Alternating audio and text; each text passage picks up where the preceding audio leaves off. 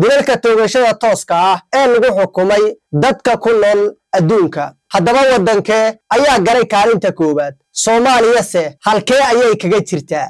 waxaan doonayaa inaan kula wadaago warbixin ku saabsan arrinkani.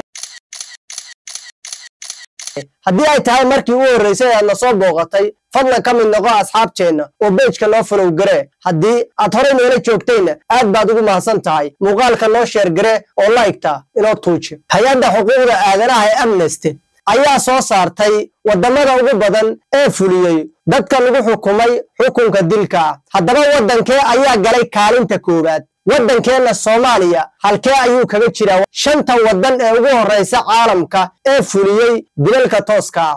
waxaa kaalinta koowaad galay waddanka Chinaha, waxaana lagu toogtay in ka badan 1,000 qof sanadkii la soo dhaafay ee 2023. kaalinta labaad waxaa galay waddanka Iiraan, waxaana waddanka Iiraan lagu toogtay 853 qof.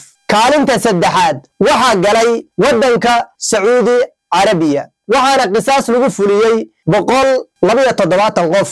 kaalinta afraad waxaa galay Soomaaliya. haddaba waxaad isweydiinaysaa, imisaa qof ayaa Soomaaliya lagu toogtay?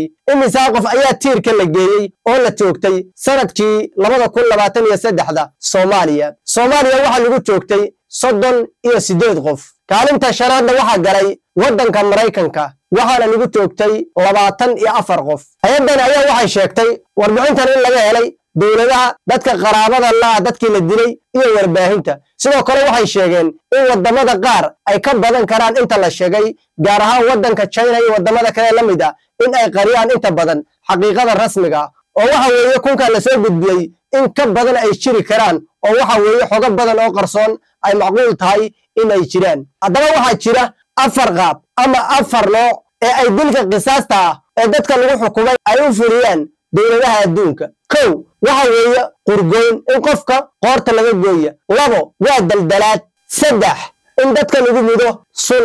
4 dil toogasho ah oo lagu dhufta rasaas nool.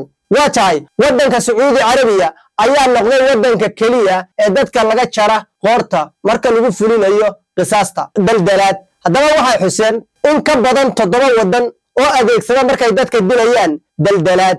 haddaba waddamada yaa ka mid ah: 1 Bangladesh, 2 Iiraan, 3 Masar, 4 Ciraaq, 5 Kuwait, 6 Suuriya, 7 Singapore. waddamada iyo waddamo kale ee badan ee caalamka ayaa dadka markay dilayaan daldalo, oo waxay sameeyaan wax loo yaqaan daldalaad. waxaa jira waddamo markii qofka la xukumo toogasho lagu xukumo ku mudo sun si uu qofka sunta ugu dhinto. waddamada ayaa ka mid ah: lambarka 1 waddanka Maraykanka, 2 Vietnam, 3 Chinaha. waddamada iyo waddamo kale ee caalamka ayaa dadku markay qisaasayaan ayaa waxay ku mudaan sun. toogasho toos ah. dilka toogashada tooska ah ee la adeegsada rasaasta nool. haddaba waxaa la xusay 5 waddan oo caalamka ayaa adeegsada dilka toogashada tooska ah ee la adeegsada rasaasta nool. sidoo kale waxaa jira waddamo badan ee caalamka oo iyaguna sidoo kale adeegsado, laakiin 5 waddan ee la xusay ayaa ah: 1 lambarka 1 China, oo horey loogu xusay inuu sun adeegsada, ayaa sidoo kale adeegsada rasaasta nool iyo dilka toogashada tooska ah. 2 Soomaaliya, oo dhisgeeya tiirka toogashada. 3 Yemen, waddanka Yemen ayaa ah waddanka saddexaad ee adeegsada dilka toogashada tooska ah.